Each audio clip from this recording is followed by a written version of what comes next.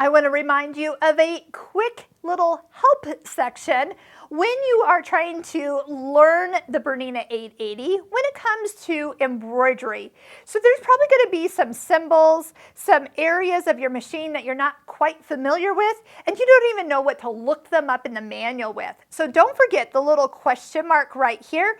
So if you're not recognizing something, touch the question mark. The little blue question mark shows up in the middle, and then you can actually touch, like, what is that little symbol? So this is called pinpoint placement. This is the part I love about being able to hoop a little crooked, and it will allow you to fix the design or twist the design into position so you don't have to keep re-hooping your fabric until it is exactly straight. You can find 2 points and align them, and the design will tip. So question mark at any time will assist with some of these screens.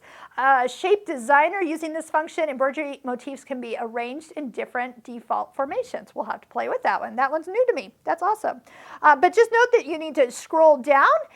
There's lots of different things that you can do for and in a design, especially when you start to do some of the more advanced re-hooping techniques that your machine is capable of doing.